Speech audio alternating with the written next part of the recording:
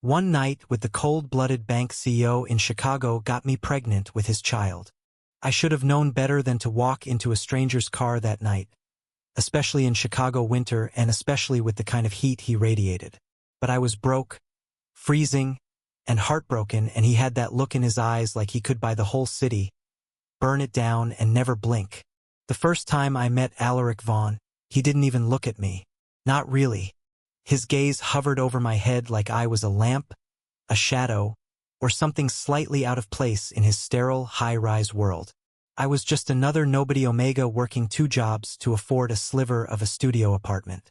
He was the CEO of Vanguard Trust, a banking titan worth more than the state of Illinois. And still, somehow, I ended up in his penthouse alone, barefoot and shivering. It began at a bar I couldn't afford to be in, celebrating a job I didn't get. I'd thrown back too many tequila shots with strangers who barely knew my name when I got the text. "Your rent is overdue. You have 48 hours. I stumbled out into the snow, barely coherent, when the black car pulled up. First, I thought it was an Uber I didn't call. Then the back window rolled down. "Get in." His voice cut through the cold like a blade. Smooth, deep, absolutely sure I'd obey. I should have run. But something in me, maybe the part that always craved danger, or maybe just the part that wanted someone to notice me, made me open that door. Alaric didn't speak again until we reached the tower he owned. "You're freezing," he said. His tone wasn't kind. It was clinical, like he'd noticed the weather but not the person in it. "You offered a ride, not a kidnapping," I murmured, trying to hide my chattering teeth. He turned to me then, slowly, those Arctic eyes finally resting on my face like I was an equation he didn't quite solve. "You're pregnant," he said.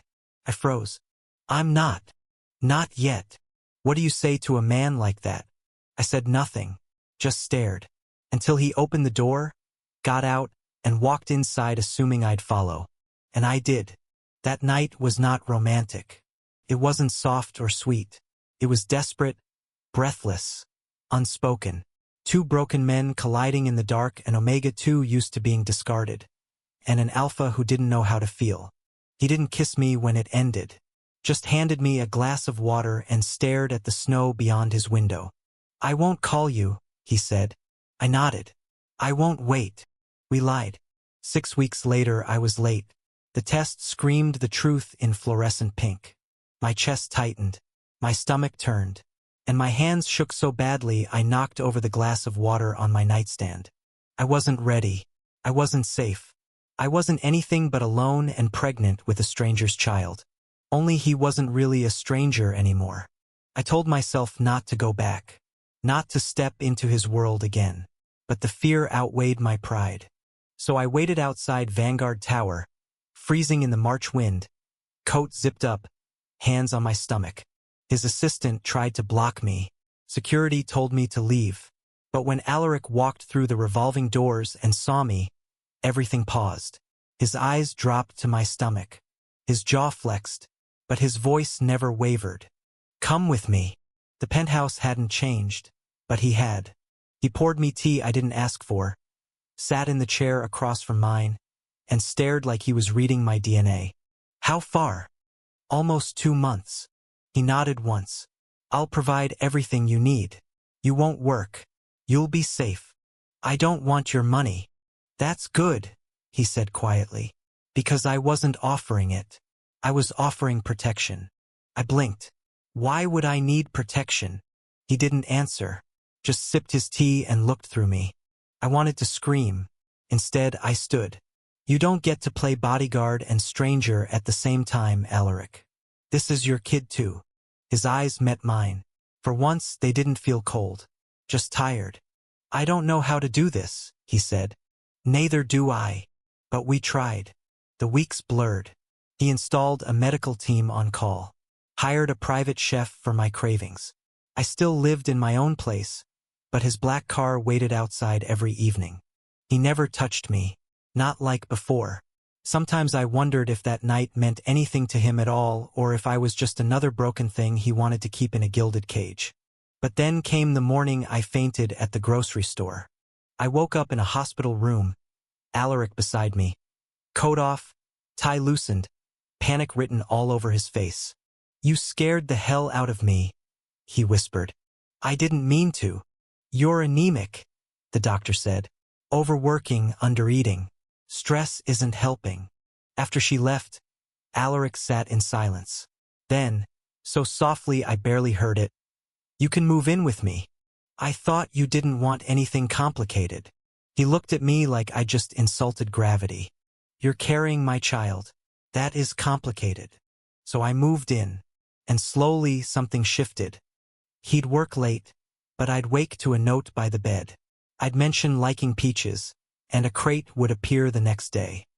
He started reading pregnancy books in secret until I caught him, and he muttered something about research. But one night after dinner he asked me to dance. There was no music, just the quiet hum of the city below and the thud of my heart in my throat. He held me like I might vanish, and for the first time he kissed me gently, reverently, like the world had finally slowed. "I was wrong," he said into my hair. "That night it meant everything. So did this one. But peace doesn't last in a world like his." A scandal broke an exposé about Alaric's rise to power, accusations, rivals stirring blood. And me? I was the weakness they found. Photos leaked. Headlines blared.